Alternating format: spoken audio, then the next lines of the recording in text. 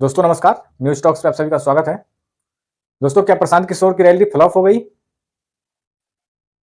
कल से सारी मीडिया यही दिखा रहे हैं कि प्रशांत किशोर ने भीड़ नहीं जुटा पाए, प्रशांत किशोर की रैली फ्लॉप हो गई। ये वो लगभग एक आधा चैनल को छोड़ करके सभी सभी ने यही दिखाया है, कुछ तो हद ही पार कर दिया। कुछ ने तो सिर्फ खाली कुर्सी को दिखा दिया जो जहां पे एक भी लोग नहीं थे। जब प्रशांत किशोर आपने एक्चुअल में अगर देखा होगा तो प्रशांत किशोर जब आए तो लाखों की भीड़ थी।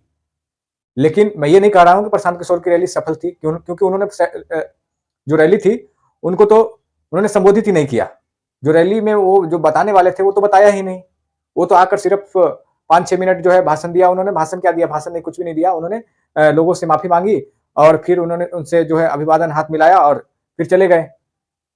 क्योंकि वो जो है 2 घंटे से वो जो है जाम छुड़वाने में लगे हुए थे। कम से कम 2 लाख से ज्यादा लोग जो है वो जाम में फंसे हुए थे। आपको पता होगा, आपने अगर वीडियो देखा होगा कि कई जो चैनल है उन्होंने इस वीडियो को भी दिखाया कि कितनी जाम थी और प्रशांत किशोर भी खुद जाम छुड़वाने के लिए गए थे।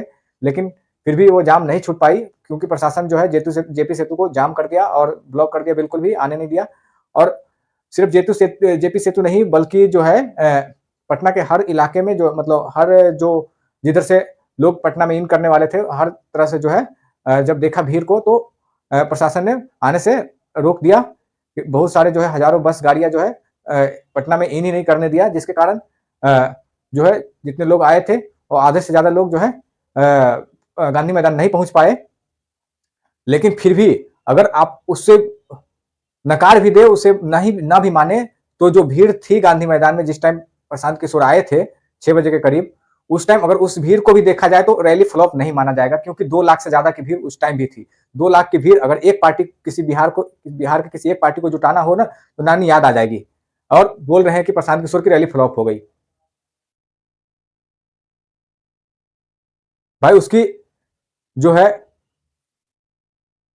इंसानियत पे की जो है दाद देनी पड़ेगी कि उन्होंने इंसान के दर्द को समझा और जो है उन्होंने उनसे माफी भी मांगी और यहां तक ये भी कहा कि आपको हमसे मिलने नहीं दे रहे हैं सरकार प्रशासन, लेकिन हम आप तक जरूर आएंगे, हम आपके घर गांव पहुंचेंगे और आपसे जरूर मिलेंगे। क्योंकि वो यहाँ नहीं आप लोग को रोक सकते हैं हमसे मिलने से, लेकिन हमें आपको आपसे मिलने से नहीं रोक सकते। हम जरूर आएंगे आपके पास और आपसे मिलेंगे, और जो हम बिहार बदलाव रैली में जो आपको बताने वाले थे वो आपके घर, आपके गांव, आपके पंचायत आकर के बताएंगे।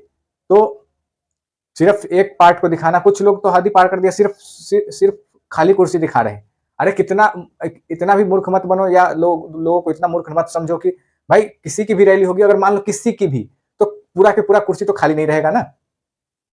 ठीक है, मैं मान लिया कि पूरी जो है गांधी मैदान नहीं भरी और पीछे कुर्सी जरूर खाली थी क्योंकि लोग नहीं पहुंचे।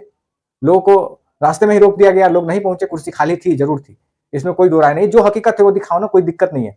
लेकिन एकदम से जो है हद पार कर जाना कि किसी के ऊपर ऐसे हाथ धो के पीछे पड़ जाना कि सिर्फ निगेटिविटी ही फैलाना है, ये कहाँ की न्याय है?